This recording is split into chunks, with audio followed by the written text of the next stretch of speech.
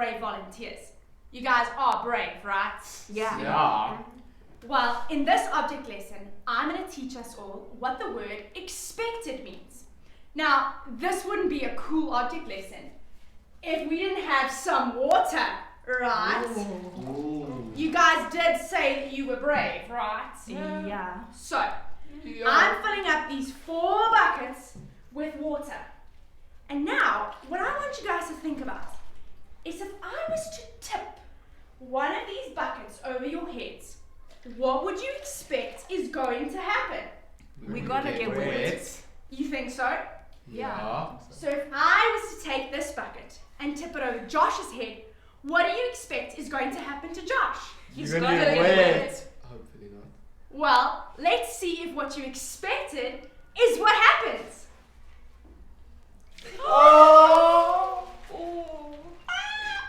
So what you expected is what happened, right? Yeah. Yes. Unfortunately. So let's take another bucket.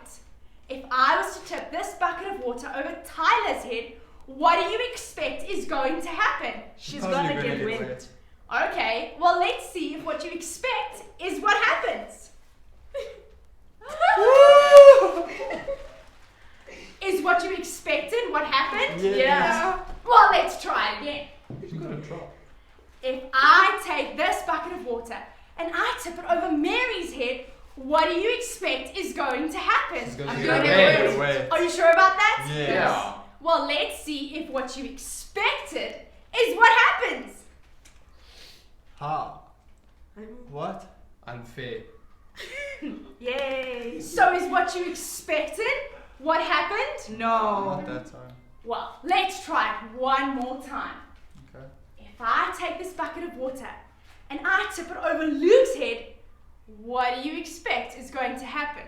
Not sure now. Maybe he's gonna get wet. We're not so sure anymore because Mary didn't get wet, right? Well, I think Luke's going to get wet.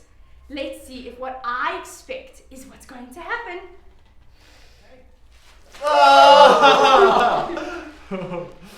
So I hope that this helps you guys understand what the word expect means. Before God sent his son Jesus to earth, he made many promises about this Savior that would come, about the King that would come. Now, when you hear the word king, what kind of person would you expect to find? Well, we might expect a king to be born in a beautiful palace, but the King of all kings, he was born in a stable surrounded by animals. We might expect a king to always be surrounded by very important people, but the perfect king chose to surround himself with sinners and people that were sick and had terrible diseases. We might expect a king to be served by those around him, but the great king came to serve others, and in fact, he even washed his disciples' feet. We might expect a king to be loved by everyone, but in fact, Jesus was hated by many, many people.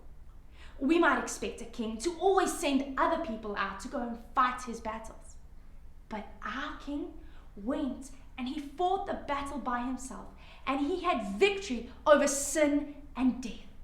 So can you see how our expectation of a king comes nowhere close to the perfect king that Jesus is?